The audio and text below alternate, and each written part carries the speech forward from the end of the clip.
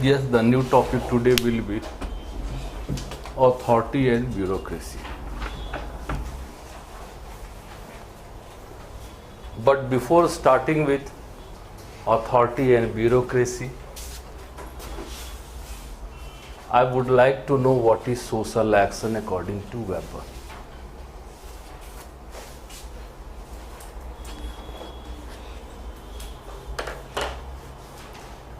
What is social action?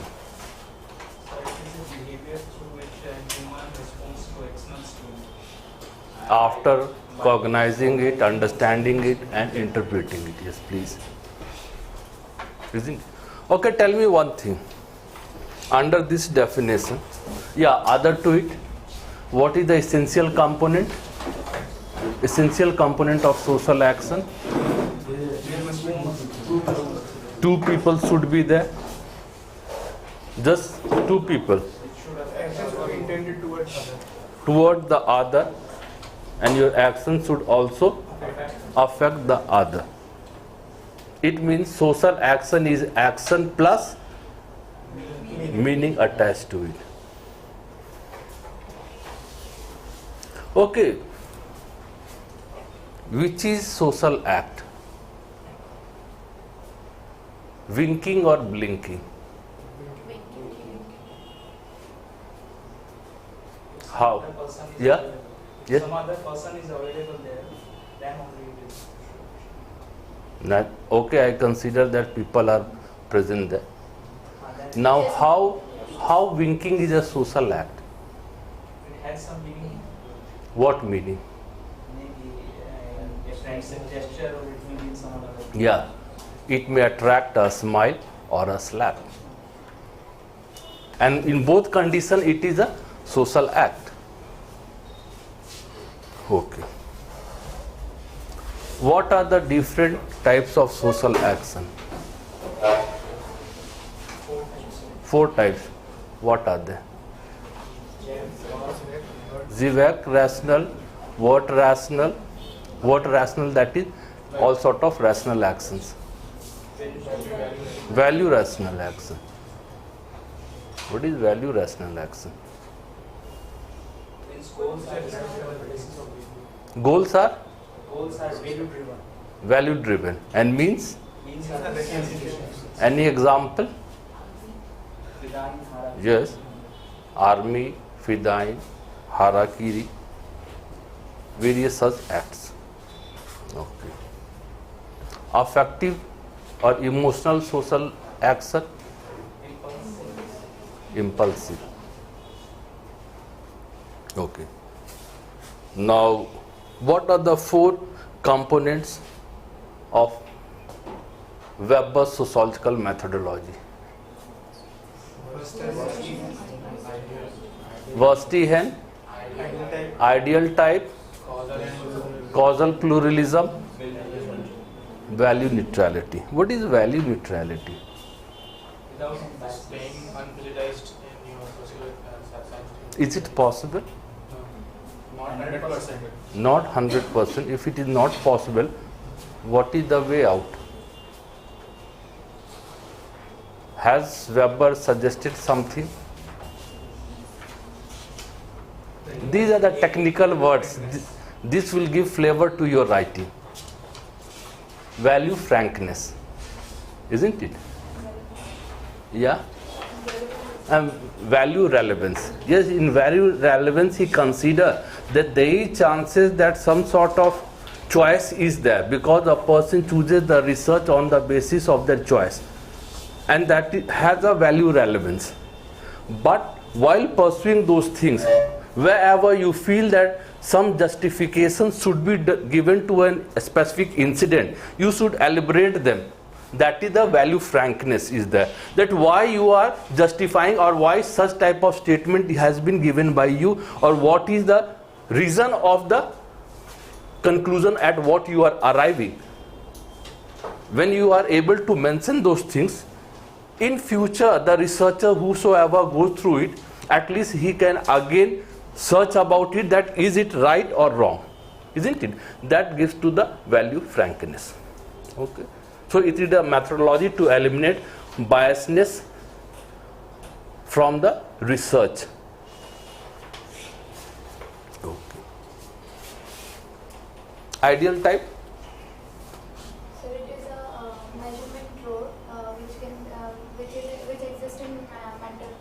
Yeah, it is mentally constructed a measurement rod with one-sided accentuation or exaggeration to understand the similarity or differences about the social reality, isn't it?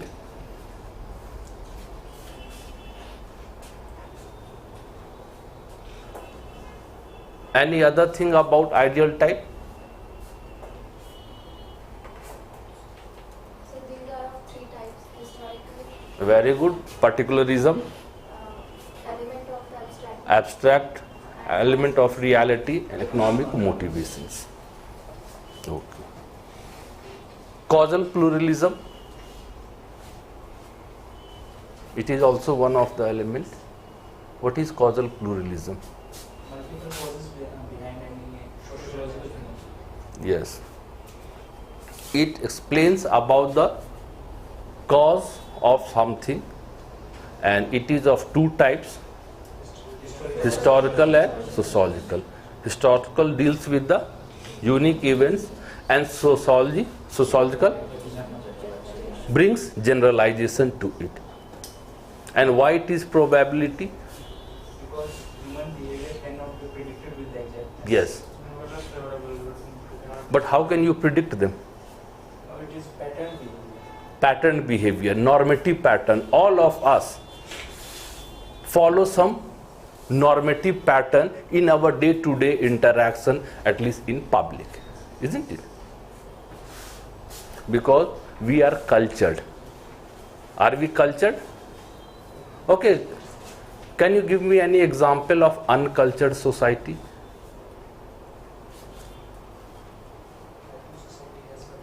Every society has culture.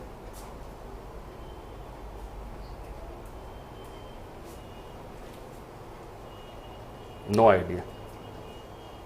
Yeah. Culture is comparative. So like for in respect of our country, if we look towards Yeah. Pakistan, there's a many rules to be taught. But they are also culture. Culture means a pattern of But activity. that is a comparative. You have given comparative. Other to it, in our society also, if somebody differs from your pattern of activity, it could become a subculture. No society on this earth can exist uncultured. So there is nothing like uncultured. Every person has their own pattern, means the group has their own pattern, and accordingly they are bit cultured. Verstehen, Looking from actor's perspective. from actor's perspective. Technically just define it. Interpretative understanding Through empathetic license. through empathetic license. Okay friend, let us start now.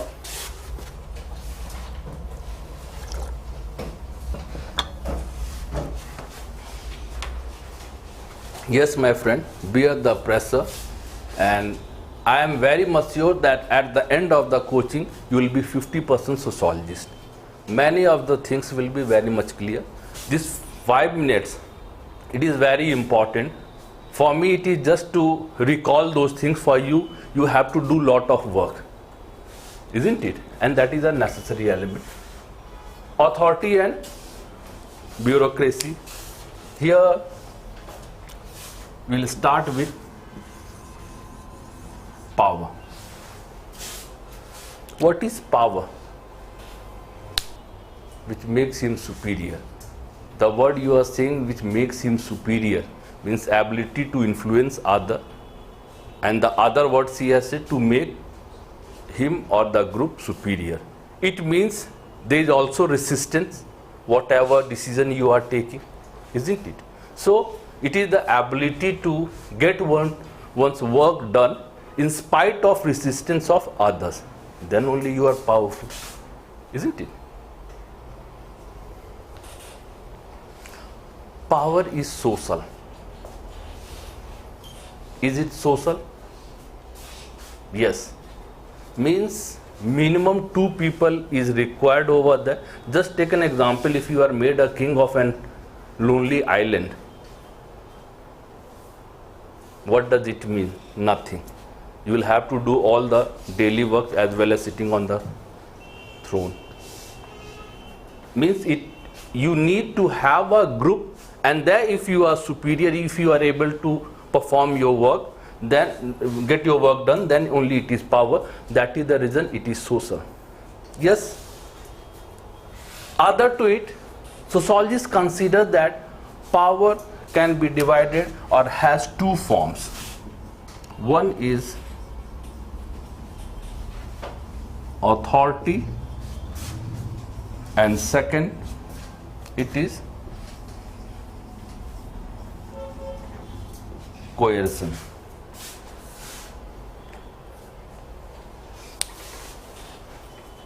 What is authority? Legitimate power. It means when a person makes a decision and subordinates consider that it is just, this is the right of the incumbent of the office to give such order, pass such order, means the action is being justified, then that phenomena is known as authority. Legitimate power.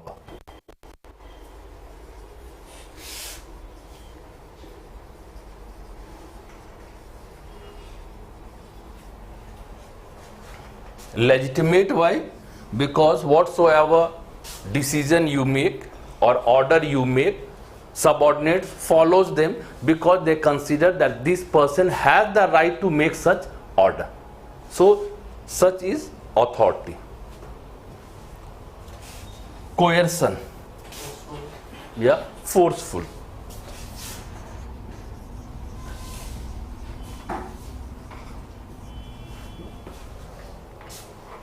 Here we can quote our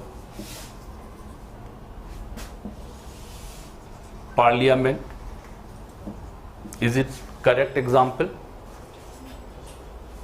Has our parliament the right to make amendments or right to make new laws for us? Yes.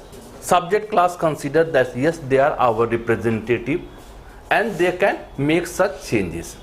So it is just authority.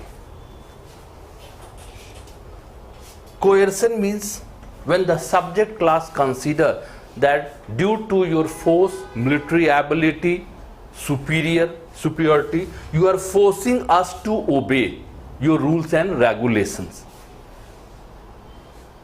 Such type of authority will come under the coercion. Just take an example. Few members of Kashmiris in Kashmir in India, some of the Kashmiris consider that due to the military power, India is imposing on us. Isn't it? Not only here, Balochistan, same thing about Pakistan, the same episode comes coercion, or Chechnya in Russia.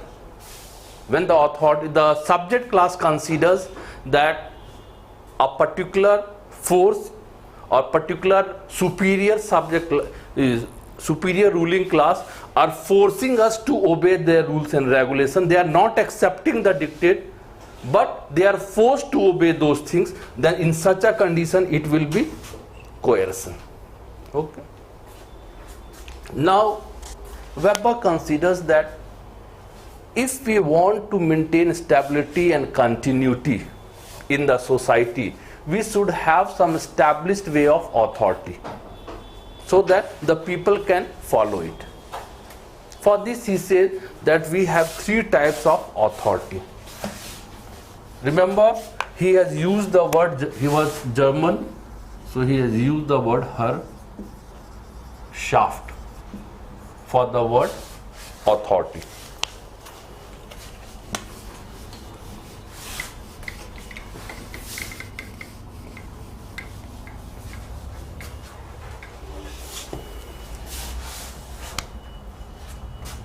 Remember, the more near meaning of Herrschaft is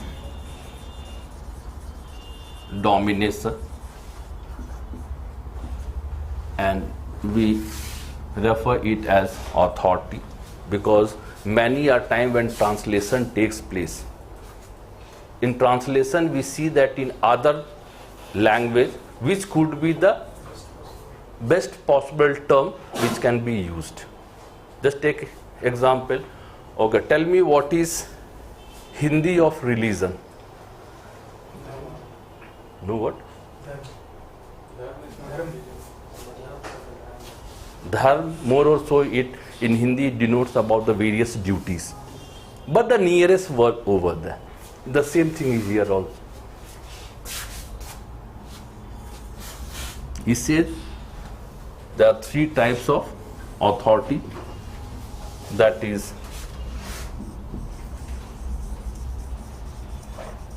traditional authority, legal rational authority, and charismatic authority. Remember, one or another important thing you should remember while dealing with the authority. Weber says that these three types of authorities are related to three types of social action. He related the three types of authority based on three types of social action.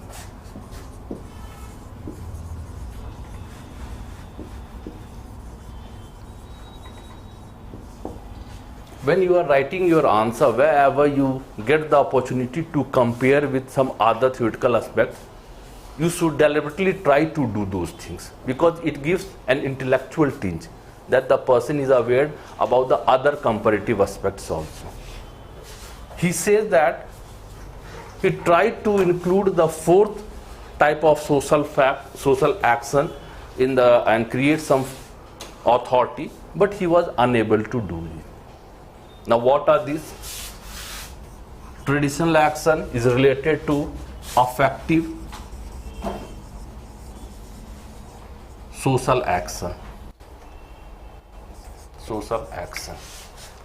Legal rational related to Zivak rational, isn't it? It will be related.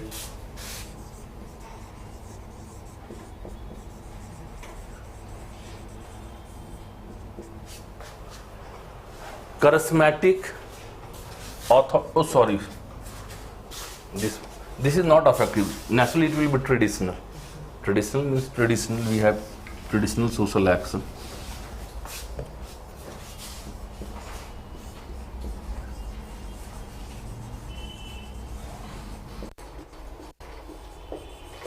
And this will be affective social action.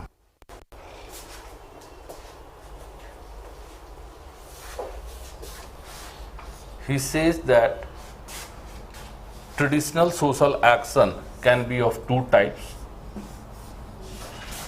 that is patriarchalism and patrimonialism.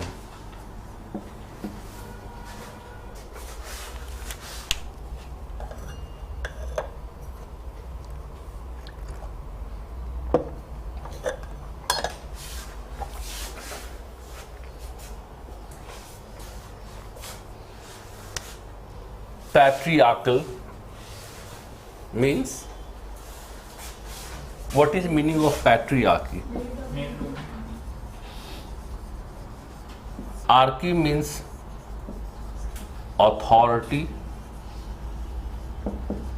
patri means related to male. He says that, okay, first of all, traditional authority. What is the source of authority? He says that The source of authority here is tradition, from generation to generation. What Weber says, that eternal yesterday rules today. From generation to generation, it is been ruled over there. Because people consider that whosoever is kind or inherited or has inheritance, they have the right to rule us. This traditional traditional authority is two types. Patriarchalism, it is found among simple society, nomadic society, or even in family. Earlier we had joint family system. Larger joint family used to exist. In that larger joint family, who used to be the head? The eldest male member. 3 or 4 generations used to live with each other. Eldest male member used to be the head. But remember, the head member has the authority to regulate the behavior, but they didn't have any authority to coerce the members of the society, because it's a small simple society it used to be. They didn't have any administrative staff to force it. Other to it, the members of the society were not subject class, they were co-consent. In a family, at the bottom, whosoever is the member, they are co-consent, they are not the subject class, isn't it? So what was the duty of the elderly person? It was on the basis of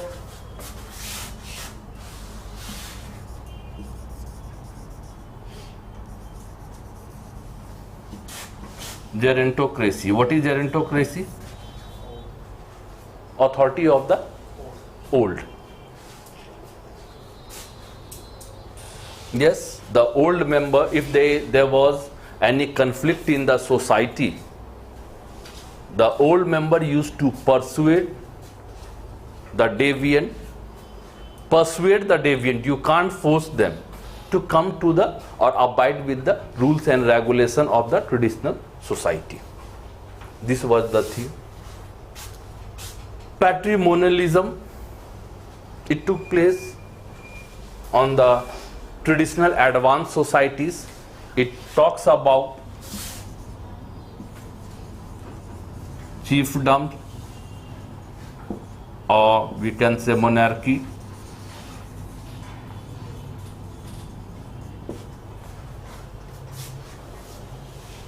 The king had the authority, the lord had the authority. They had administrative staff. Remember, patriarchalism, there was no administrative staff. They had the administrative staff, but there was not clear-cut difference between personal and professional staffs. Means the staffs were given the position, or for a particular position, the choice was not on the basis of merit, but loyalty to the king or the nobles or the kinship relationship. Yes, there was a definite salary, perks, promotion, but again it was not very much clear. The award system was not clear, that only the monetary award will be there or promotion, both of them, and these were on the basis of loyalty to the king, not on the basis of merit. Other to it, in general, the society was governed on the basis of customs and traditions, and wherever the custom had not given any suggestion, the king authority used to prevail. But even although the king used to respect the customs and traditions, but final dictate was of king, because king can never be wrong. Such was the scenario of this society. In general, he used to not go against the customs and tradition, but if he happens to do it, the king's authority will prevail over here. Okay?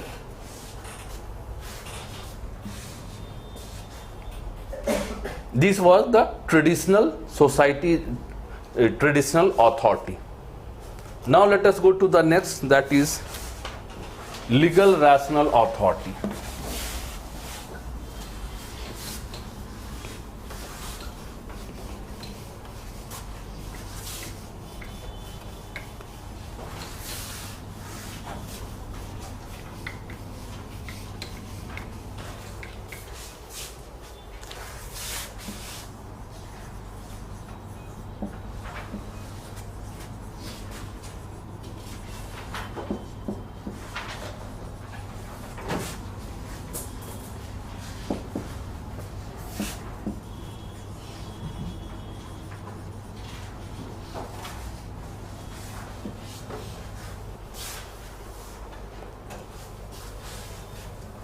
Two meaning: legal according to rule, rational on the basis of logic. Rule means legal rational authority was based on set of and regulation, set of rules and regulation.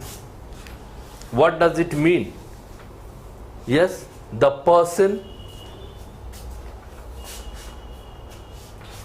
incumbent to a particular position has to abide by the set of rules and regulation. Here the person was not superior but the position, isn't it? Other to it, bureaucracy is the tool of legal rational authority through which we coordinate the activities of many. Because in bureaucracy we have, or legal rational authority, we have chain of hierarchy, chain of command, hierarchy under the chain of command. So bureaucracy helps to coordinate the activities of the different people to achieve the goal of the organization, isn't it? In any modern society. Okay, what is bureaucracy? Give an example of bureaucracy. Not what is, give any example of bureaucracy. Civil services. Civil services. Any other to civil services? Because it is one of the most popular example. In modern industrial society, everywhere you will find the bureaucracy. Army, doesn't it has bureaucracy? Judiciary, doesn't it? I mean, just don't go through the, because bureaucracy is very much popular, the word has been popularized with the administration. But even in private companies, see what happened when you are at the early stage. If you have one shop, you can manage it. But if you have 100 shops, then you will have to build a chain of hierarchy. What about Ambani? Can he manage all of his stores or other works? No. Means this is known as bureaucracy. Bureaucracy means not civil services itself, wherever we have chain of hierarchy in modern industrial society. Yes, in such a way we can say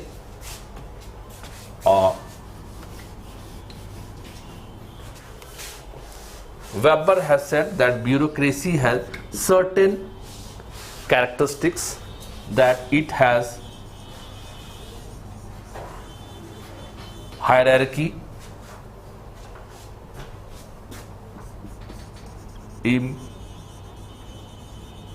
impersonality,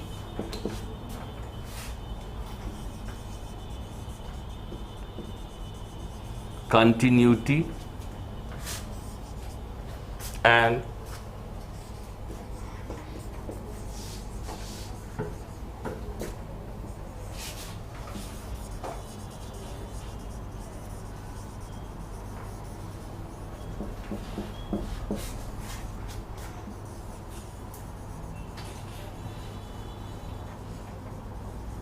characteristics of bureaucracy.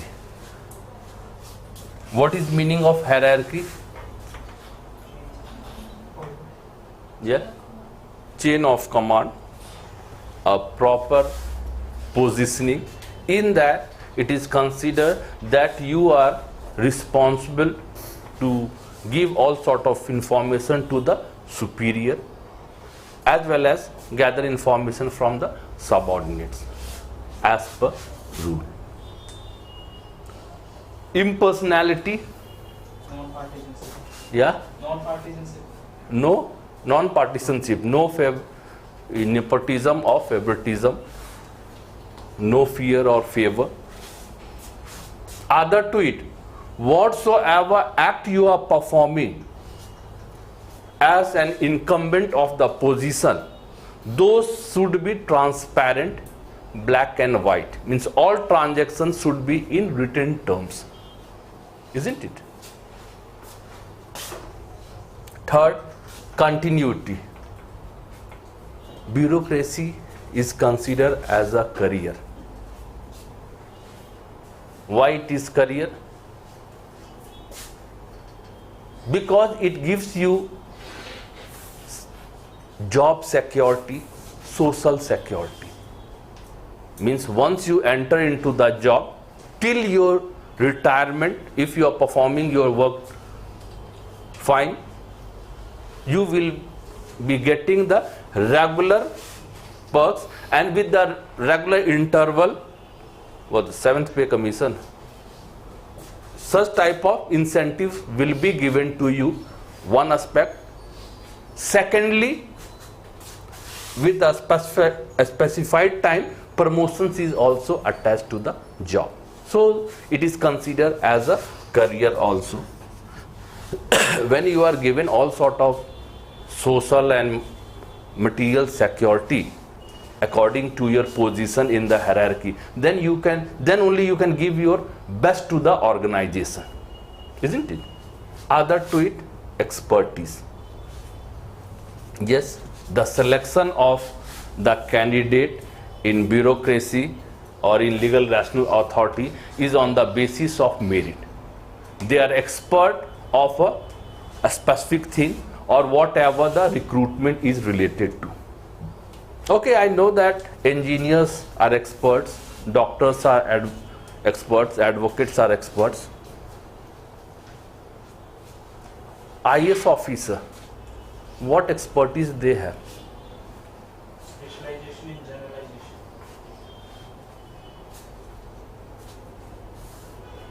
He has given technically the right term, a specialization in generalization.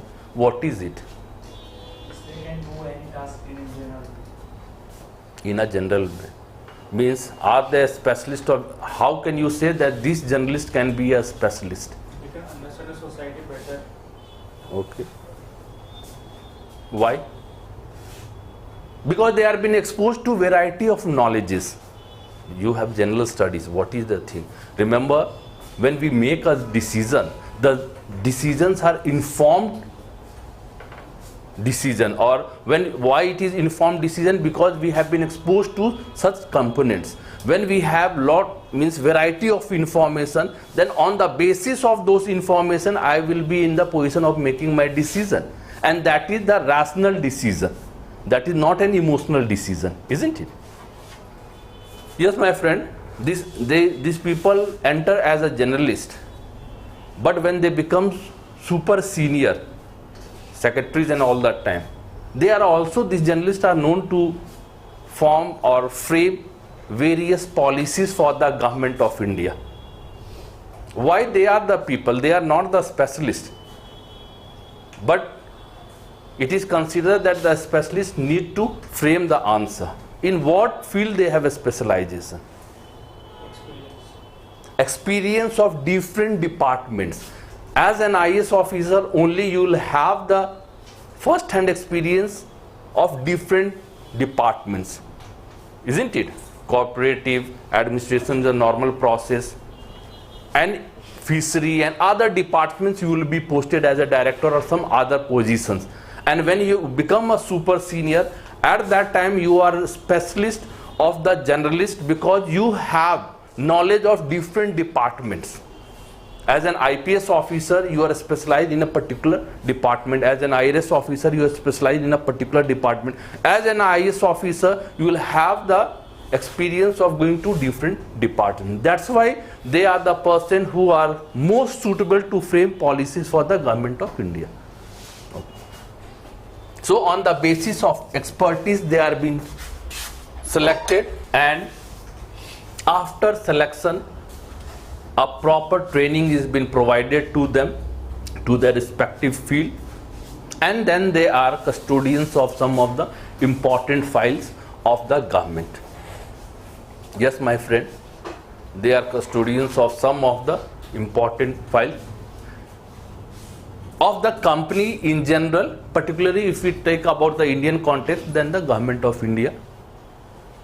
That is the reason you will find that, have you ever heard any conflict between a doctor and a politician, engineer and a politician? But after a specific interval, you will find a bureaucrat and a politician. Why? Because they are also so much powerful. They have various confidential files of the politician in reference to the governance, isn't it? Anyway, let us return here. So Weber says that these are the characteristics of legal rational authority, and he says that this is the best method, a best authority through which the modern industrial society can be governed the best. Because in modern industrial society, lot of expansion has taken place, lot of complexity has taken place, and in such a scenario, it will be the best way. Because in bureaucracy or in legal rational authority, the word legal rational authority, in this, to achieve a goal, before performing or starting the act or work for the goal, we calculate in between the benefit or the damage, or what could be the hurdles. We are prepared for this because it is based on the basis of rationality according to the rules. And so he says that this legal rational authority is the most suitable in modern society because we achieve the goal pre-calculated, in a pre-calculated manner. Other to it, the people are working under the hierarchy system, means you have a larger manpower, well coordinated for the success of the institutional goal. Okay. Yes, here we also need to know some of the flaws of this legal rational authority or bureaucracy. Because one-liner answer is that in legal rational authority, we have to adhere with the set of rules and regulations. We should abide with it. This is the reason Merton has said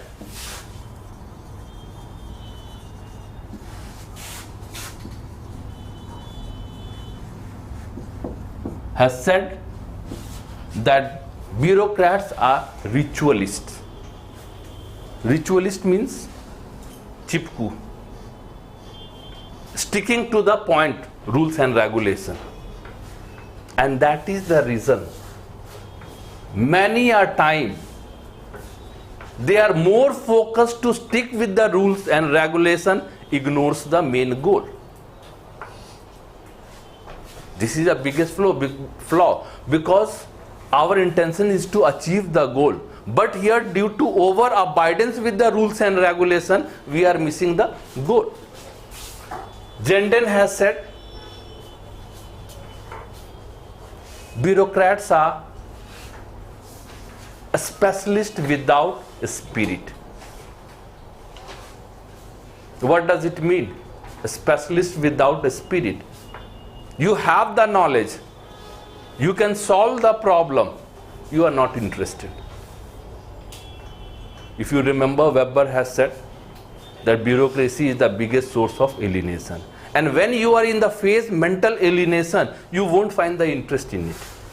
Because in everywhere you will have to find the rules and regulations. Isn't it? And he says that because they have been selected on the basis of their specialization, but after coming to the bureaucracy, they lose their spirit. And that is the reason they are unable to do better for the company or the organization, for the society. In the same way, Peter Blau also says in his book Informal Structure of Bureaucracy that due to overemphasis on formalities, they have lost their efficiency. Some sort of informality also brings efficiency in the organization. Alvin Ward Goldner says that, see, we should not consider everything in one aspect. Formality and informality also depends on the departments. For the business departments, for minings, construction, informality will bring efficiency. But the police or army, this type of department, discipline is necessary, formality is necessary, and that will bring those things. And so according to the department, we should have the rules of formalities as well as informalities. This will bring efficiency in bureaucracy. Yes, Peter Selznick, in his book Problems of Controlling Bureaucracy, he has mentioned about the power of bureaucrats. He says that if bureaucrats are not controlled properly, they are great threat for the governance. For that he quotes one of his studies, case study, that is TVC, Tennessee Valley Corporation in US, Washington DC. Actually what happened at that time, there was Great Depression. During Great Depression, Roosevelt brought some of the schemes and policies for the poor people, for the farming class. Subsidy. It was found in his study that actually bureaucrats, they manipulated the situation and all the subsidies were passed to the rich farmers and the poor were denied under the rules and regulation. Remember, this is a power play of bureaucrats. If the government has the intention and if the bureaucrats consider that no, I will make some impediment, they are this much of powerful that they can bring such type of manipulation. Just take an example in Indian context. Have you seen an association of dead peoples? Recently, about 7 or 8 months back, in television it was saying that in Bareilly, means in Uttar Pradesh, some dead people has made an association. Means formally on documents they are dead. These were the poor people or elderly people just to grab the land with the nexus with the petty bureaucrats. They had a document, under that document they were dead. When they came to the office of the lower bureaucrats, they said that I am the person who has been claimed in the document to be dead. He said that show the documents that you are alive. You will have to show your PAN card or other ration card or other thing where it should be mentioned that you are alive. And this was not with one single person. That's why they had an association. And you can see the extreme of bureaucracy when you are claiming that I am this person, I am alive, and you say, show me the document that you are alive. Because it came on TV, so other thing, what could be the, means some other action might have been taken, but what about the poor people? If you want the subsidy, you will have to prove that you are a poor person. How can a poor person prove themselves? If there is not a formal way for identifying the thing that he is a BPL. Remember, they don't have even this much of time that they can regularly visit the office. They are coming from the village and going over there. So this is the nuisance of the bureaucracy. What he has said, that the bureaucracies are powerful but also a great nuisance creators. In his study in Washington DC, that he found such type of things during the Great Depression, when the Roosevelt had launched various policies for the downtrodden people, the poor farmers.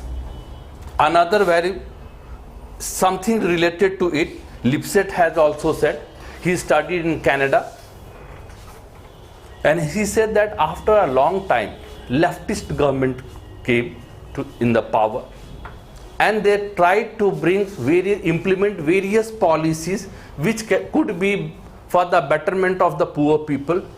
But he found that at every level, the bureaucrats scuttle the intention of the government.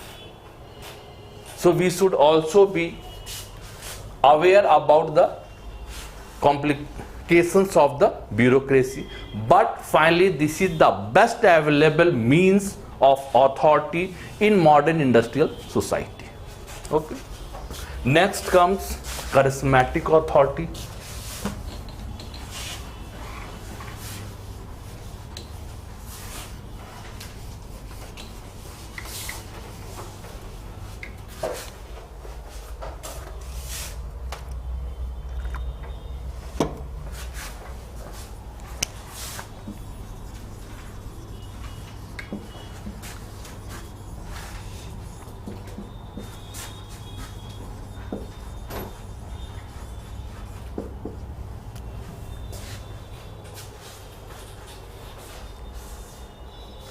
What is meaning of charisma?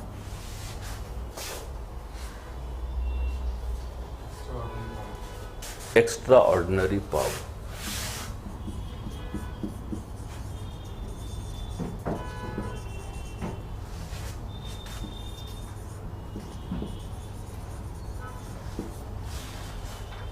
Yes.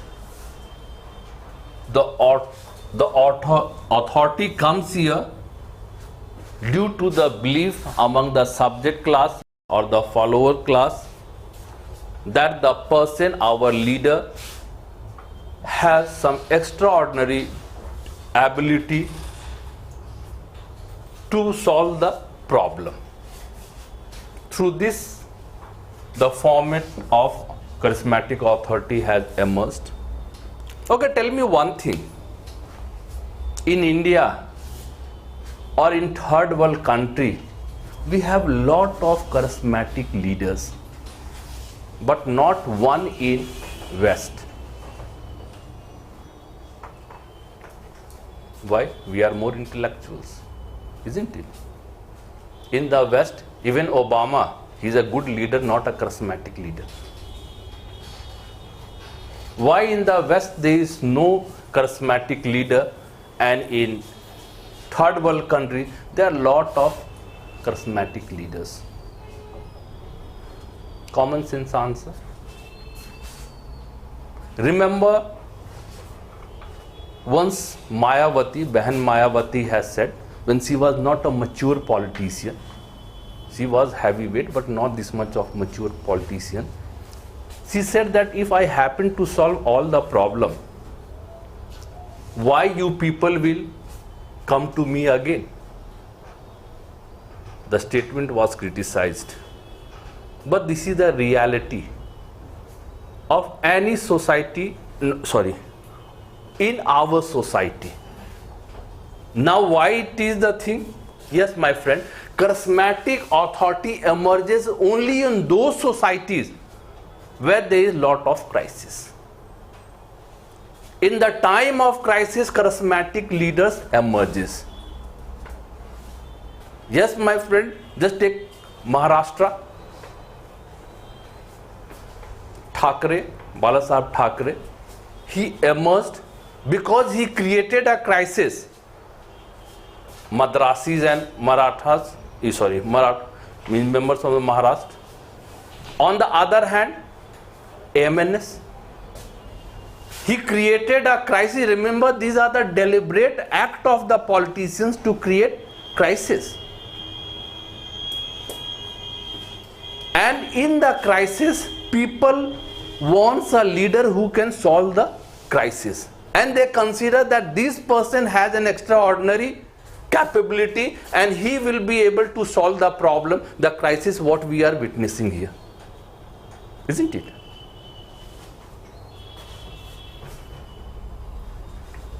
Kejriwal, anti-corruption. Wasn't it? At that time it was a feeling of lot of corruption. And at that time various scams were also emerging. So such a atmosphere was created like crisis, and it was considered now it is the time to change. And once you come to the power, again more or so you get routinized with it. But that is an intellectual or intelligent move. First step means crisis always generates charismatic leader, or charismatic leaders only gets originated in the crisis areas when there is crisis. West don't have any charismatic leader because they have well established system of delivery in all the political, economical, all sense there. And that is the reason when the things are going in the routine way, why we will give a special importance to a specific person. And that is the reason they don't have any charismatic leader. In third world countries, we have those things because our systems are not proper, and there are various other problems which whosoever is able to raise it properly, create it as a crisis, they will have lot of followers. One aspect. Second aspect with charismatic authority is that there is no proper chain of hierarchy. Means the top leader is considered in the society that they are the top ranker because he has the highest degree of charisma. And accordingly to the charismatic personality what has been created for you, you will get the position in the hierarchy. Thirdly, in charismatic authority, they don't have any direct source of income. Shivaji was also charismatic personality. And remember, for governance, fund is necessary element. But what is the best thing with the charismatic authority? They have the potential to bring change or revolution in the society. Why they have the potential to bring revolution in the society? What's the mass will be with them? Yeah, mass Public support. public support with them. And because we have already said charismatic leader means the public consider that this person has the ability to overcome the crisis, he will solve our problem. So this blind faith with the person can help in bringing a vast or sudden change in the society. That's why it has the potential to bring revolution in the society.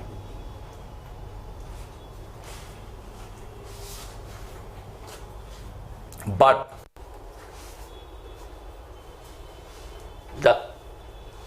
in charismatics authority, as your charisma brings you to the power, if charisma dwindles away, fades away, your charisma will also be over and you will out of power.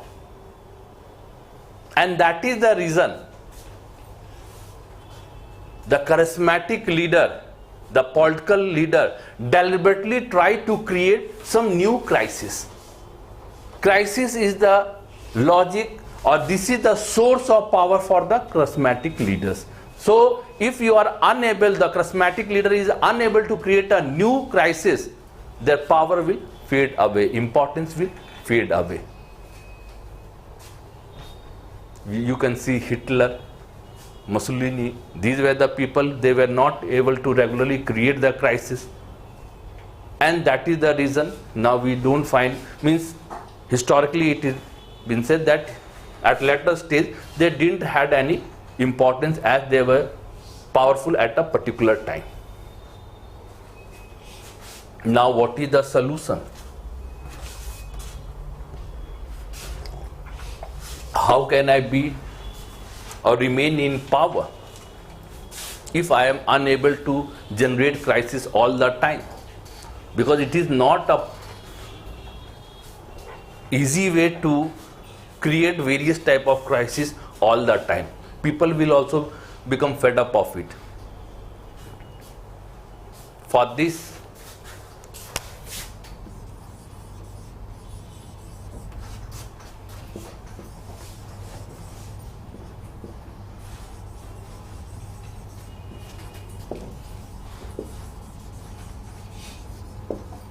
Weber says there should be a mechanism of routinization of charisma. He says the charismatic leaders, they should also be ready to adapt with the changing scenarios, because charismatic leadership cannot be retained for a longer time. After some time, if you are not able to solve the problem, then also people will run away from you. And if you are able to solve the problem, I don't need you. Both the case, it is to fade down. So if you want to be in the power, he says that routinization of charisma should take place. Those charismatic leaders should adapt any one of the authority, either the traditional authority or the legal rational authority. You will have to transform yourself in any one of these authority, the traditional authority or the legal rational authority. Yes, Nehru, he was a charismatic leader. Mao in China, Castro in Cuba, they emerged on the power on the basis of crisis, charismatic leadership, but later on they adapted themselves or they moved themselves to the formal organization, that is legal rational authority. Yes, it has been said about the Nehru that during election he used to never visit his constituency, because there he used to win due to his charismatic personality. He used to visit, but not during the election. But remember, charisma is only up to there. He was member of parliament, and due to member of parliament, he was a prime minister, isn't it? And prime minister is the main power. So the charisma should be transformed. What technically is considered that routinization of charisma should take place if the individual wants to stay in the authority, in the power. Okay. We have gone through the authority and bureaucracy. Now next we will come, that is Protestants' ethic and spirit of capitalism. This is our last topic.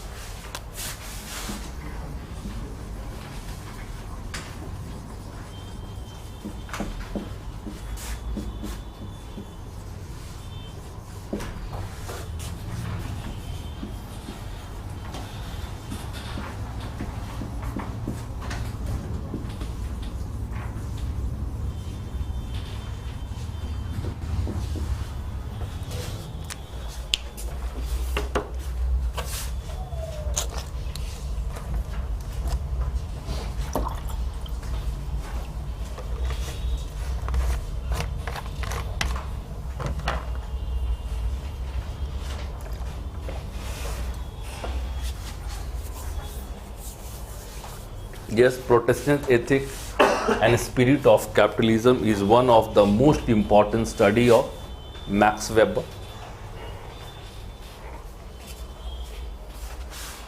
What is special about it?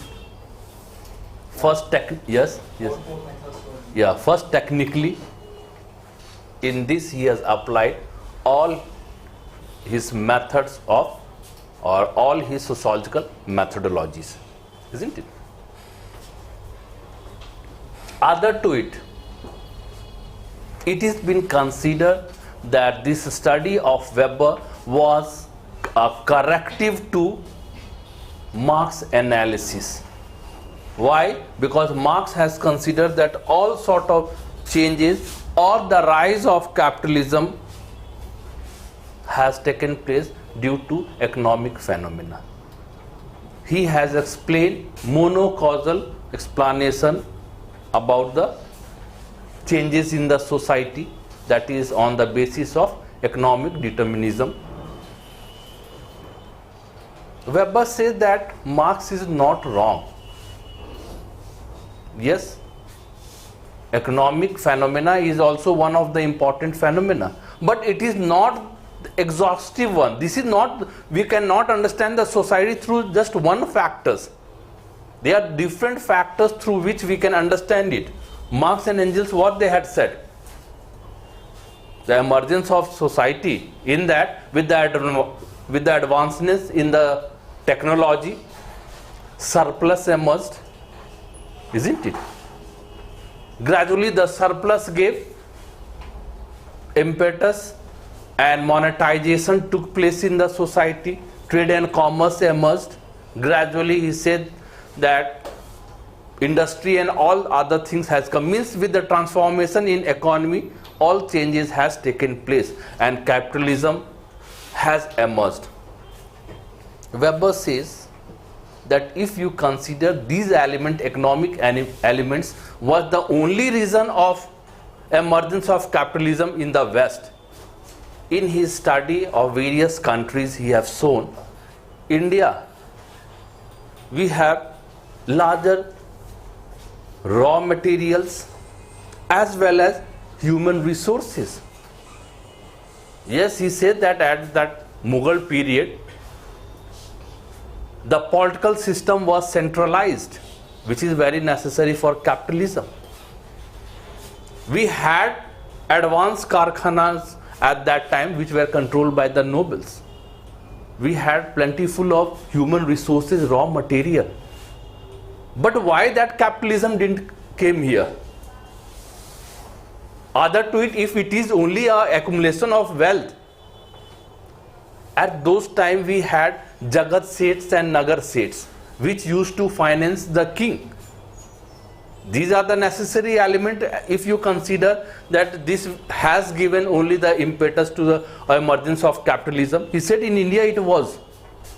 He said that better example you can see about in the China. In China, they were more advanced than India. Technology, the gunpowder, printing machines, compass. Where was it created? In China itself. He said that there was also a better separation of permanent executive and the persons who used to execute the affairs. There was also material resources, human resources. It didn't emerge, the modern capitalism didn't emerge over there. The same thing when it passed to Western Europe, we find that emergence of capitalism has taken place. Isn't it? So just the sole criteria of economic reason that capitalism has emerged should not be considered. We are not rejecting it. I need to correct it. That this was also reason, but other factors should also be included when we are studying about rise of capitalism. Yes, somewhat it was also hinted by Engels. Engels has said earlier that there is also a reason of rise of capitalism in Europe due to a particular ethic, that is Protestantism. He had hinted about it, not elaborated or emphasized over it, because he was exponent of Marxism, so he was more focused in it. Yes. Now next Weber says that if the same thing, economic situation, what we have discussed about India and China, this and technological advancement, when the same thing went to West, capitalism emerged, then there should be something different in it. He said that yes, one thing was different, and which gave impetus or which helped in rise of capitalism, that he says ethos.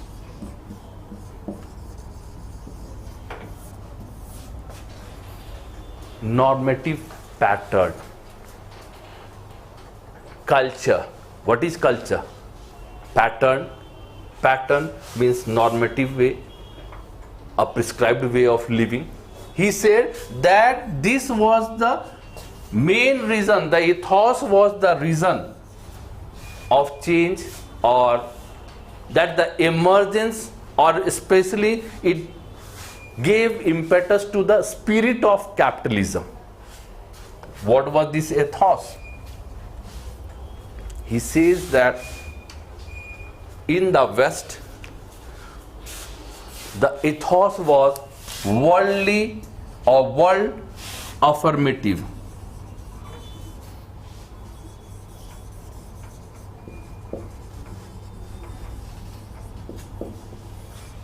World affirmative means when you are alive, that is the real world. They are not concerned after death. And what about the Confucian? What was that religion? Confucianism. In that, or in Indian Hinduism, other worldly religion, Buddhism, he said that these are the religions which reject the worldly affirmations. They are talking not about the worldly activities, but after death. The difference was the ethos. Western ethos is talking about the world affirmation, that when you are alive, be concerned about it. And the Indian or Chinese, Hinduism or the Chinese religion, they are talking about the other worldly activity. Means when you are alive, conform with the rules and regulations, norms and values of the society. And if you are able to conform with the norms and values of the society, in next birth you will get a better position. Caste stratification means the inequality, the religion is prescribing to tolerate it. Why to tolerate? That if you are able to tolerate, in next birth you will get a better position. And that is the reason, because the king is representative of God. If I rebel against the God, it means it will be considered rebellion against the, if I rebel against the king, it will be considered as rebellion against the God. So although you are the lower level or ladder, you won't dare to rebel against the exploitations. It will maintain stability, but it is talking about the other worldly, means it will not give impetus to the capitalism. Other to it, in Indian caste system, all the fours, Brahmin, Kshatriya, Vaishya, Shudra, are assigned a specific duty, occupation. And in that only one, that was the Vaishya, is assigned for the trade and commerce. Means 75% of the population or their skill is waste. Isn't it? Only 25% is engaged in it according to the religion. Yes, he talked about the worldly affirmation. This ethos of the West was the reason that created the spirit of capitalism. Not the capitalism, spirit of capitalism. Yes, he did a historical survey, means in Germany of 16th and 17th century. And in his survey he found that those people who were in the urban areas, they were mostly Protestants. And those who were in the rural areas, they were Catholics.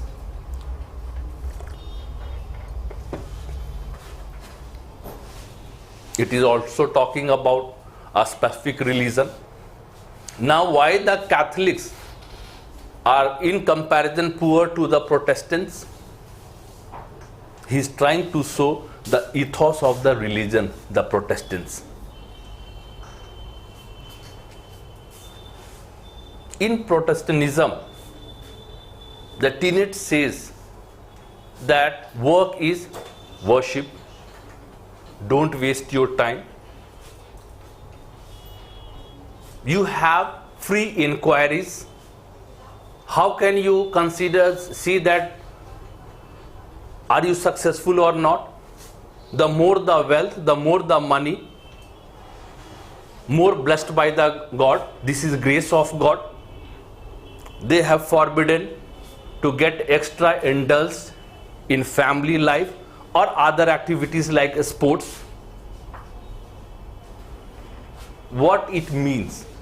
It just means one thing, that you should work and get more money, more grace, more blessing of the God.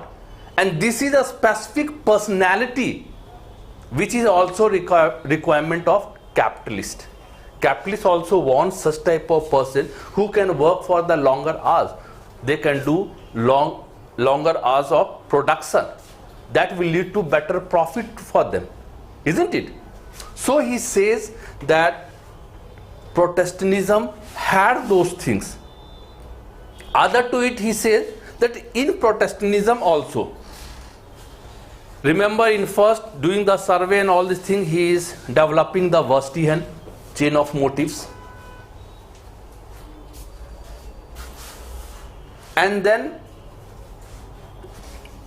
he is trying to develop a ideal type. What is ideal type? Yeah. Perfect. Yeah, and that perfection should on the basis of selectivity. We have, can we gather the knowledge of infinity? Impossible. So selectivity should be there. The same thing, he is forming an ideal type over here with selectivity.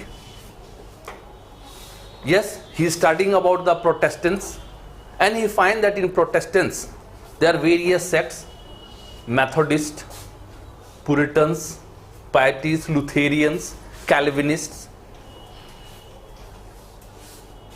In that he says that Methodists and Calvinists are most suitable to understand or to study regarding the rise of capitalism.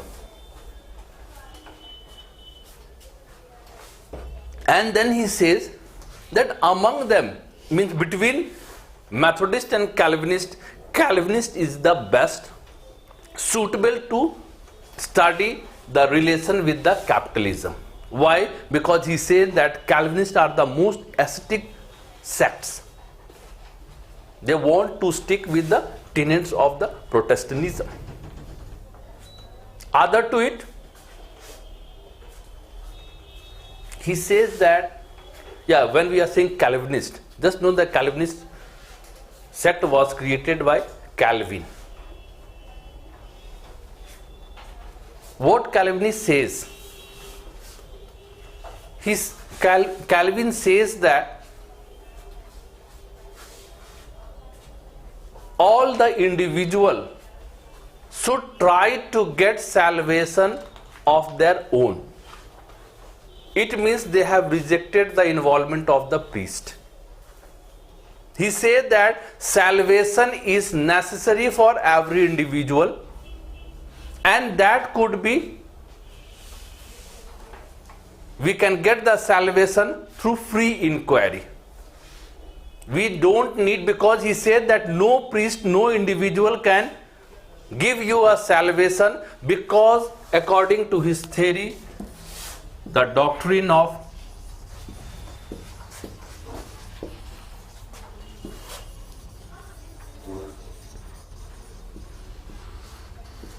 predestination, he said that salvation is predestined.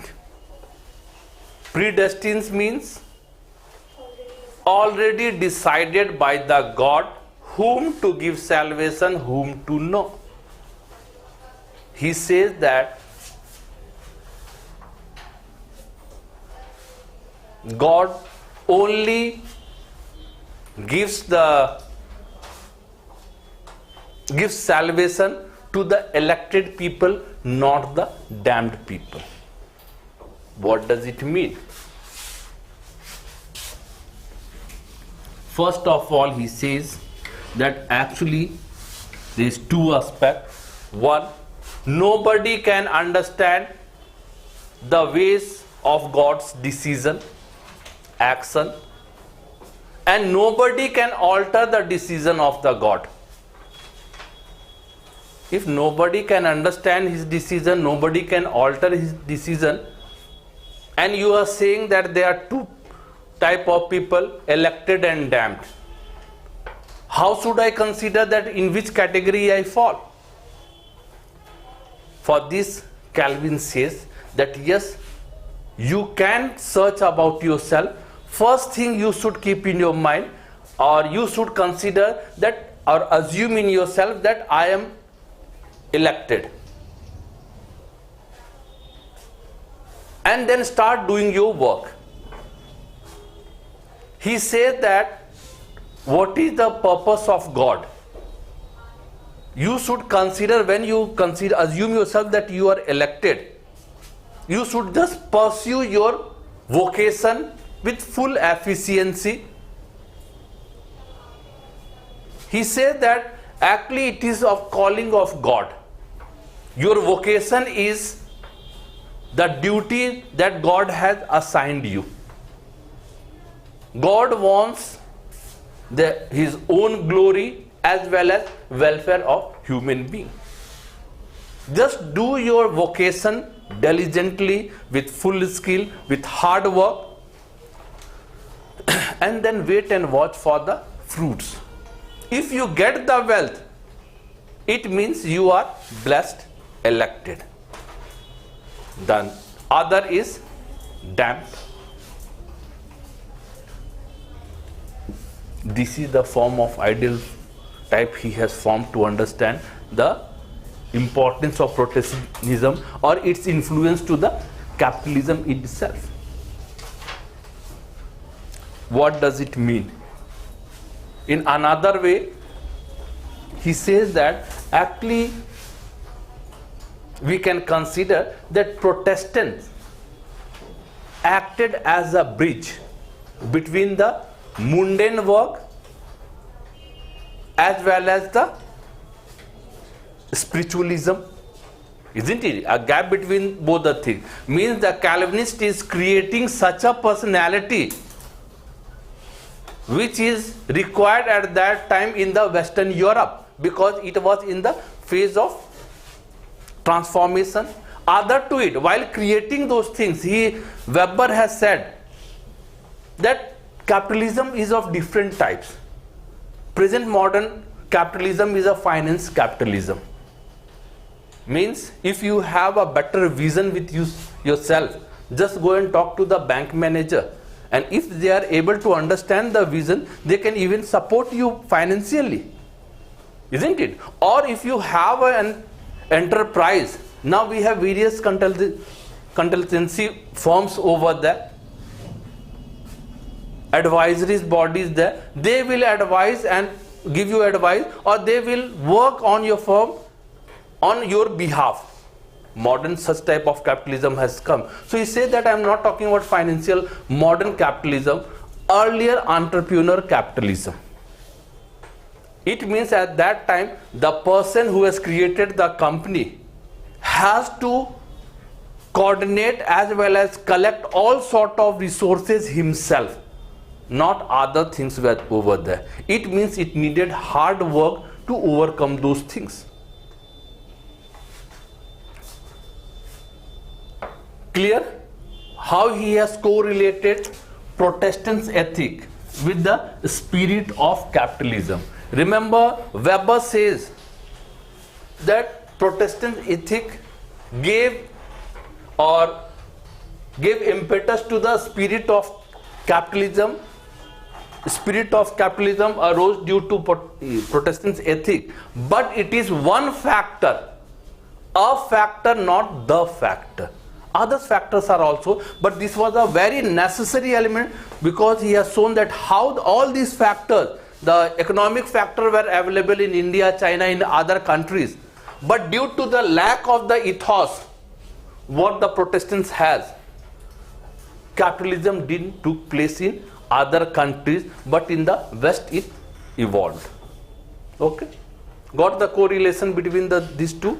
Remember, my friend, it is easier to make the correlation between them, but always remember, deliberately you should try to use the technical informations. What I have said, that all the four methodology are where just one liner will give impression to your answer. Otherwise everybody will be writing about the importance of Protestant ethic in spirit of capitalism. Now let us go to some of the criticism. Goldner, Mahler and Wallenstein. Wallenstein is famous for his world theory, world system theory. They has criticized Weber's way of interpretation. They say that you have given a logical interpretation, it's good, but he said that actual reality is not this ethos and other things, because the West got the opportunity of forming colonialism. They had colony in Asia, Africa, America, and there was easy, cheap raw material as well as labor force.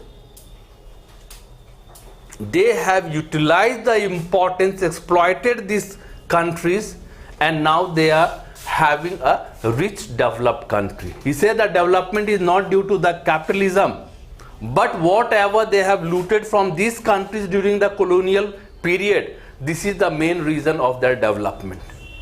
One of the criticism. Other to it, Peter Sombart says, the information you are providing is incomplete to the Weber, because at that time the capitalist, how can you say that all the capitalists were Protestants?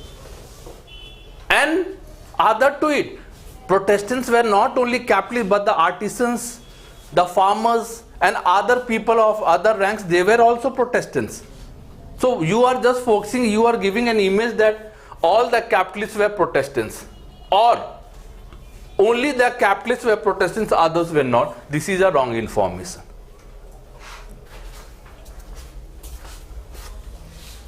Other to it, further he says that whatever you have explained here about the Protestant ethic and spirit of capitalism, you have talked about early capitalism. This explanation is not suitable to the modern time. You have asked the people, means as he has talked about the doctrine of Calvinist, that it was prescribed over there that you should lead a simple life. Other to it, you should have an ascetic life, sadhu ki tarah. Whatever earning you get, those things should be reinvested for the more profit. He said that this lifestyle can suit the early stage of capitalism, but if it remains, a great depression is to take place, because he said the modern capitalism is more or so based on hedonism, pleasure, isn't it? Yes, consumerist world. The more consumer is there, the better balance between the demand and supply will be there. The way you have prescribed that lead a ascetic life, simple life, the money should not be spent on any other activities just to extract money. If everybody is producing and everybody becomes ascetic, then who will purchase your product? And if nobody purchases your product, means depression will take place. So it is just one, he says that it is one-sided explanation of the supply side. He has totally ignored the demand side. Because if everybody has the same characteristics of maintaining the simplicity, economy cannot run. So it is one-sided explanation. Okay? Okay, thank you.